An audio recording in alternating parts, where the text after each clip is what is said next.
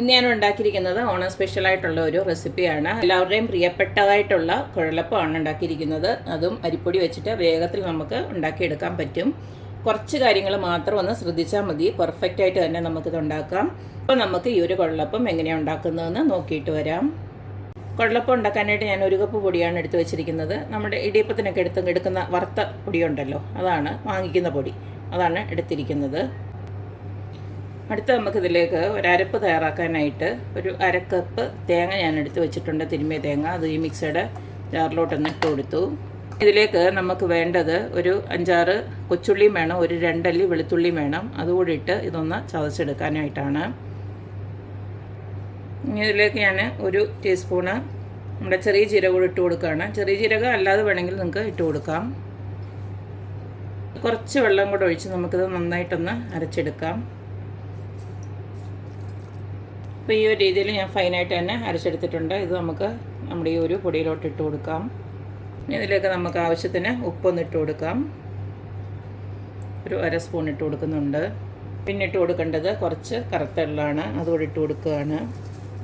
ആദ്യം തന്നെ ഇതെല്ലാം ഒന്ന് മിക്സ് ചെയ്തതിന് ശേഷം നല്ല തിളച്ച വെള്ളത്തിൽ ഇതൊന്ന് കുഴച്ചെടുക്കണം. ഈ ഒരു സമയം കൊണ്ട് നിങ്ങൾ വെള്ളം ഒന്ന് തിളപ്പിച്ച് വെച്ചിരിക്കണം. നല്ല ചൂടോടുകൂടി തന്നെ ഒഴിച്ച് ഇതിനെ നമുക്ക് കുഴച്ചെടുക്കണം. കുറേശ്ശെ ഒഴിച്ചു കൊടുത്ത് കുഴച്ചെടുത്താൽ മതി.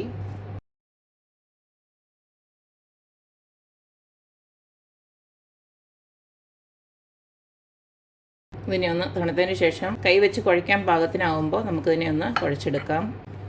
അപ്പോൾ നമ്മൾ ഇളക്കി വെച്ചേക്കാൻ തണുത്ത് വന്നിട്ടുണ്ട്. നമുക്കിനി നന്നായിട്ട് കൈകൊണ്ട് ഇതൊന്ന് കുഴച്ചെടുക്കാം.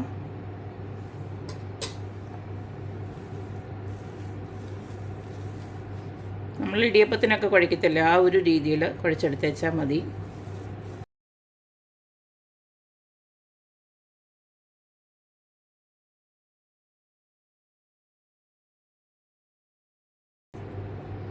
ഈ ഒരു രീതിയിൽ നമ്മൾ കുഴച്ചെടുത്തിട്ടുണ്ട്. ഇനി നമുക്ക് കുഴലപ്പത്തിൻ്റെ രീതിയിൽ ഒന്ന് റെഡിയാക്കി എടുക്കാം. അപ്പോൾ നമ്മൾ ഈ കുഴച്ച് റെഡിയാക്കി വെച്ചിരിക്കുന്നതിനകത്തുനിന്ന് കുറേശ്ശെ ഉരുളകളാക്കി എടുത്തതിന് ശേഷം ഇതുപോലെ ഒന്നെങ്കിൽ ഒരു പ്ലാസ്റ്റിക് ഷീറ്റ്, അല്ലെങ്കിൽ നിങ്ങൾക്ക് പത്തിരി പ്രസ് ഉണ്ടല്ലോ, അതിലാണെങ്കിലും കുഴപ്പമൊന്നുമില്ല. ഇതിലേക്ക് കുറച്ച് എണ്ണയൊന്ന് ഇതുപോലൊക്കെ ഒന്ന് അപ്ലൈ ചെയ്ത് കൊടുക്കുക.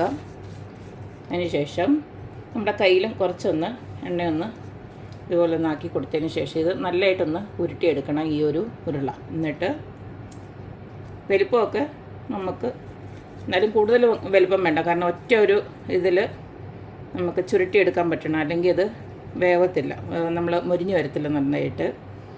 ഇനി ഇതുപോലെ വെച്ച് ഒന്ന് ജസ്റ്റ് ഒന്ന് പ്രസ് ചെയ്ത് കൊടുക്കുക.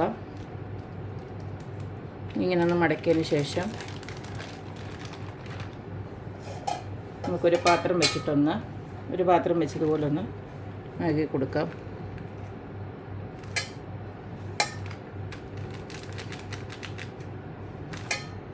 ഒരുപാടങ്ങ് കട്ടി കുറയ്ക്കണ്ട, എന്നാൽ ഒരുപാട് കട്ടിയും വേണ്ട. ഈ ഒരു രീതിയിൽ ഇങ്ങനെ ഒന്ന് ആക്കിയെടുക്കുക. എന്നിട്ട് നമുക്കൊന്ന് ആ ഒരു കുഴലപ്പത്തിൻ്റെ ഷേപ്പിൽ ഒന്ന് ആക്കിയെടുക്കുക. ജസ്റ്റ് ഇങ്ങനെ ഒരു വിരൽ വെച്ച്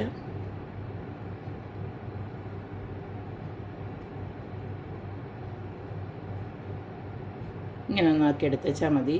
ഈ ഒരു ഭാഗം ഒന്ന് ഒട്ടിക്കണം, ഇങ്ങനെ കിട്ടും.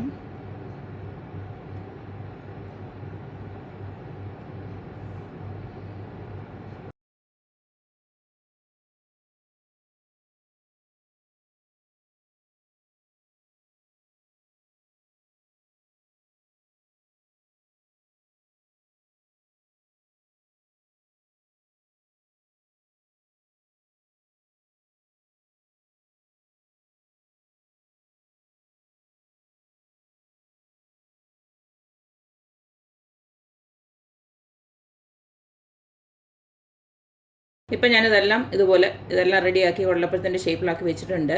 ഒരു കാര്യം മാത്രം ശ്രദ്ധിക്കണം, നമ്മുടെ ആ മാവിന് ഇരിക്കും തോറും നമ്മൾ ആ ഒരു മുറുക്കം കൂടിക്കൂടി വരും. അപ്പം കുറച്ച് ഒരു ചൂടുവെള്ളം ഒഴിച്ച് ഇടയ്ക്കിടയ്ക്കൊന്ന് കുഴച്ചൊന്ന് കൊടുക്കണം, അല്ലെങ്കിൽ വിട്ട് പോരും. നമ്മൾ പരത്തി ഇതുപോലെ ചുരുട്ടിയെടുക്കാൻ നമുക്ക് പറ്റത്തില്ല. ആ ഒരു കാര്യം ശ്രദ്ധിച്ചോണം. ഇനി നമുക്ക് ഇത് വറുത്ത് പോരാം. അപ്പം നമ്മുടെ കുഴലപ്പം ഉണ്ടാക്കാനായിട്ട് ഞാൻ എണ്ണ ചൂടാക്കി വെച്ചിട്ടുണ്ട്. ഇനി അതിലേക്ക് നമുക്ക് ഇത് ഓരോന്നോരോന്നായിട്ട് ഇട്ട് കൊടുക്കാം.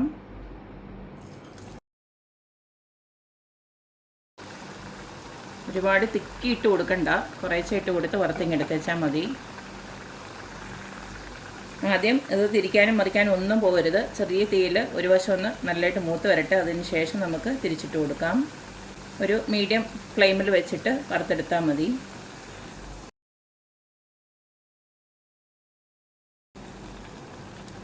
ചെറുതെ മൂത്ത് നല്ല ഒരു ഗോൾഡൻ കളർ ആകുന്നിടം വരെ നമുക്കൊന്ന് വെയിറ്റ് ചെയ്യണം. അപ്പോൾ ഈ ഒരു രീതിയിൽ മൂത്ത് വരുമ്പോൾ നമുക്ക് കോരി മാറ്റാം. ഒരുപാട് ഹൈ ഫ്ലെയിമിൽ വെച്ച് കൊടുക്കുകയും ചെയ്യരുത്.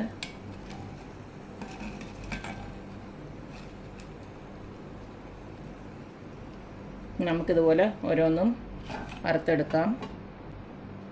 ചൂടെ വലിയ ചീനിച്ചട്ടിയൊക്കെ ആണെങ്കിൽ നമുക്ക് കുറേ കൂടെ എണ്ണത്തിൽ കുറേ എണ്ണം ഒരുമിച്ചിട്ടിട്ടങ്ങ് വറുത്തെടുക്കാം. ഇതിപ്പോൾ ചെറുതായതുകൊണ്ടാണ് ഞാൻ 3 എണ്ണോ 4 എണ്ണോ ഒക്കെ വെച്ചിട്ട് വറുത്തെടുക്കുന്നത്.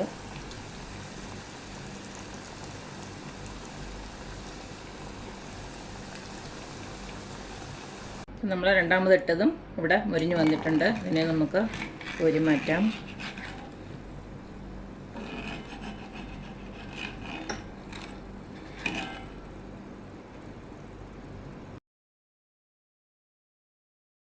അപ്പോൾ ഇത്രയേ ഉള്ളൂ നമ്മുടെ അടിപൊളിയായിട്ടുള്ള കുഴലപ്പം. വീട്ടിൽ തന്നെ നമുക്ക് ഈസി ആയിട്ട് തന്നെ ഉണ്ടാക്കിയെടുക്കാം. അകപ്പാടെ നമ്മൾ ആ കുഴയ്ക്കുമ്പോൾ ശ്രദ്ധിക്കേണ്ട കുറച്ച് കാര്യങ്ങൾ മാത്രമേ ഉള്ളൂ. നല്ല രുചിയാണ് ഇതുപോലെ കുഴലപ്പം ഉണ്ടാക്കി എടുത്തു കഴിഞ്ഞാൽ. നമ്മൾ സാധാരണ ചിലപ്പം ഈ പറഞ്ഞ പോലെ ബേക്കറികളിലൊക്കെ കിട്ടുന്ന മൈദയിലൊക്കെയാണ് ഉണ്ടാക്കി വരുന്നത്. കടലൊക്കെ എത്രയോ ഹെൽത്തിയാണ് നമ്മളിതുപോലെ വീട്ടിൽ തയ്യാറാക്കി എടുത്തു കഴിഞ്ഞാൽ. അപ്പോൾ ഓണത്തിന് എല്ലാവരും ഇതുപോലെയൊക്കെ ഒന്ന് ഉണ്ടാക്കി നോക്കുക, അഭിപ്രായങ്ങൾ അറിയിക്കുക.